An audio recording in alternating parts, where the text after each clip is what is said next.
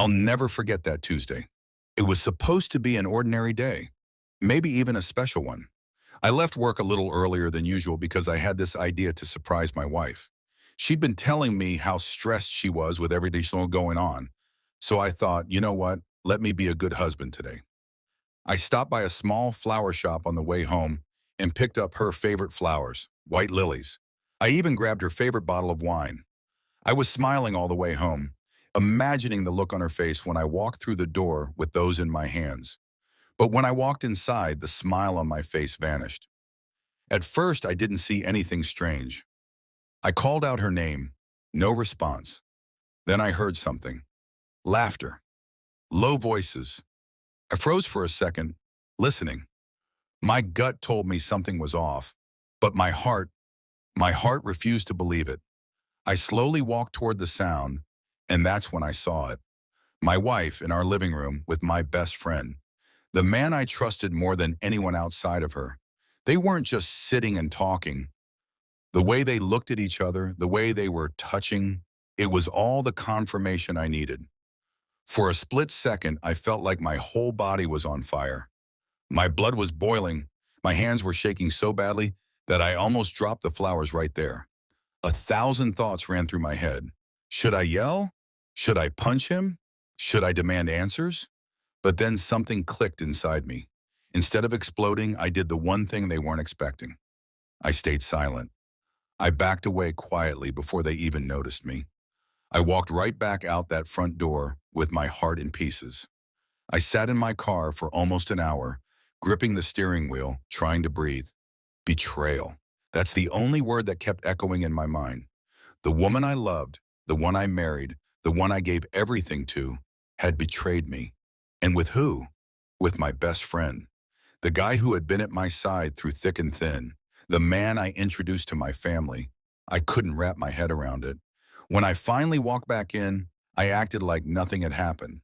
I put the flowers in a vase, smiled at her when she came into the kitchen, and asked her how her day was. She looked me in the eyes and said, "It was good, just a little tiring." Tiring? She had the audacity to lie, straight to my face after what she had just done. My best friend had already left, but her fake smile told me everything I needed to know. That night, I lay beside her in bed, pretending to be asleep. My mind was racing, every laugh we ever shared, every memory with him, every kiss from her. All of it felt poisoned.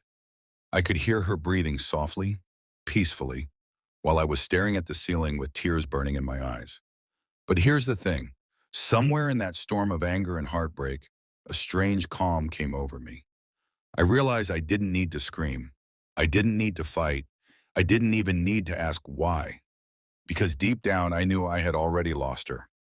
What I needed was a plan, and I came up with one that night. I decided I was going to give them both a night they would never forget. I wasn't going to confront them right away. No, I was going to wait. I was going to smile, play the loving husband, and then, when the time was right, I would reveal everything. I wanted them to feel safe, comfortable, like they'd gotten away with it, before pulling the ground out from under their feet. So the very next morning, I kissed her on the forehead before leaving for work, just like always. I told her I wanted to do something special soon. She smiled, kissed me back, and said, that would be nice. If only she knew what was coming. Viewers, before I go further, let me ask you something. Where are you watching this from? I always love seeing the different places my stories reach. And don't forget to subscribe, because trust me, what happens next is something you will not want to miss. The day of the dinner finally arrived. By then, I had kept my cool for an entire week. Every morning, I smiled at my wife, kissed her goodbye, and pretended like everything was fine. Inside, I was boiling, but on the outside, I was the picture of a perfect husband. That was exactly how I wanted it. I wanted her to think she was safe, that her secret was hidden. I spent the entire afternoon setting things up.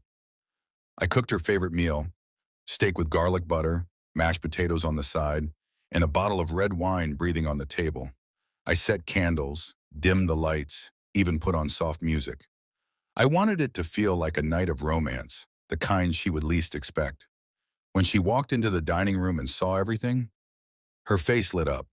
She wrapped her arms around me and said, What's all this for? I just smiled and told her, because you deserve it. If only she knew the truth behind those words. Then came the final touch. I had already called my best friend earlier in the day and invited him. I told him I had a surprise for him too, something big I wanted to share. I could almost hear the hesitation in his voice, but he agreed to come. And honestly, I wanted them both there. I wanted them trapped in that same room with no way out. Right on cue, the doorbell rang. My wife looked confused. She hadn't expected anyone else. I told her to go sit down while I got it. And when I opened the door, there he was. The man who betrayed me, standing there in his usual fake smile. I hugged him like nothing was wrong, patted him on the back and said, I couldn't imagine this night without you. When my wife saw him, she froze for a second. I caught the look on her face, the panic, the shock, but she quickly covered it with a smile. She asked him, Oh, you're here too? And he nodded, pretending it was all normal. The three of us sat at the table and I started pouring wine. The atmosphere was so thick with tension, but they were both too afraid to admit it. I played the perfect host. I asked about their day, cracked a few jokes, kept the conversation flowing. They laughed nervously, avoided eye contact, but I acted like I didn't notice. Every bite of food they took, I could see their shoulders tense, like they were waiting for me to lash out. But I never did. I wanted them to suffer in silence, to wonder how much I knew. Halfway through the meal, I stood up and raised my glass. A toast, I said. They both picked up their glasses reluctantly. I looked them in the eye, one after the other, and said, to love, trust, and betrayal. My wife almost choked on her drink. My best friend looked down at his plate, fidgeting with his fork. But I didn't break eye contact. I wanted them to feel my words. And then, slowly, I reached under the table and pulled out an envelope I had been hiding.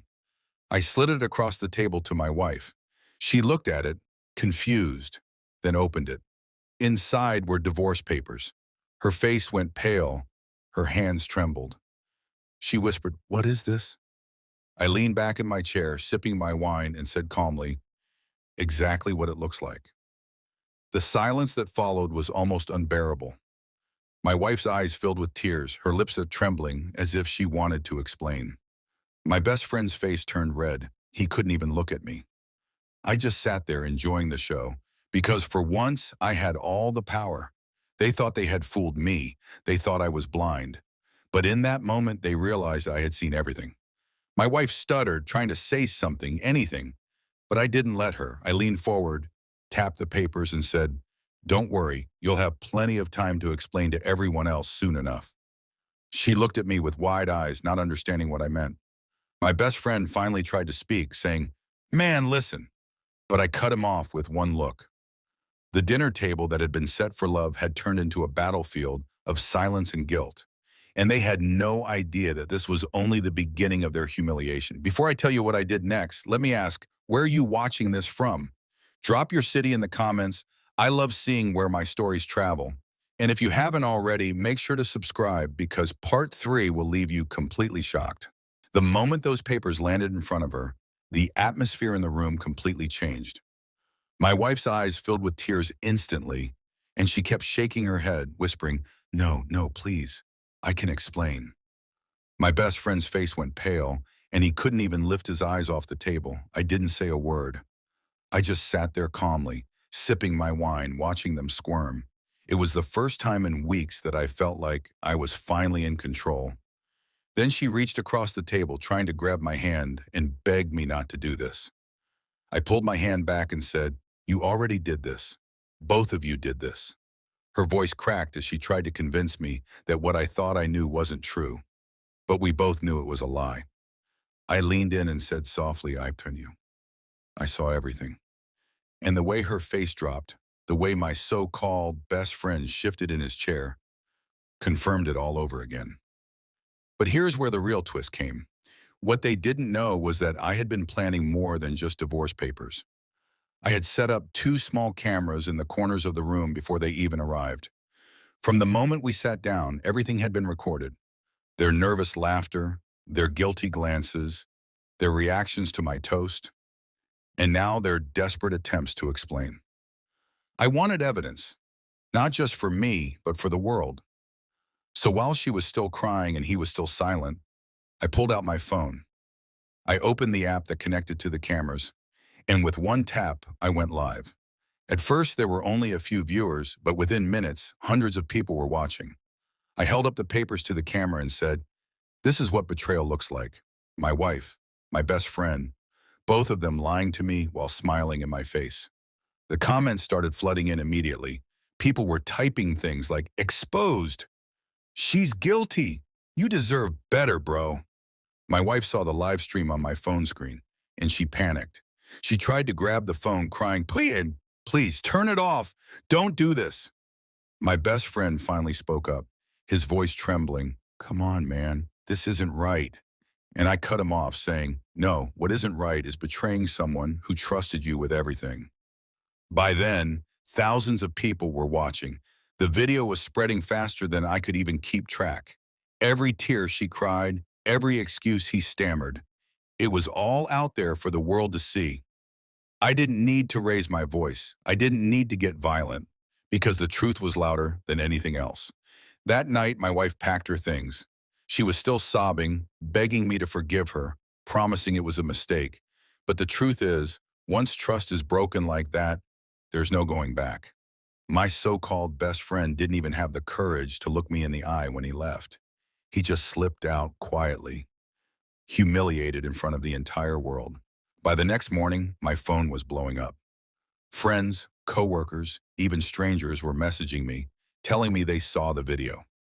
Some people called me a genius for how I handled it. Others told me I deserved so much better. The video had gone viral overnight. Millions of views, thousands of shares. My wife's betrayal wasn't just my story anymore. It was a warning to others. And me? I felt free.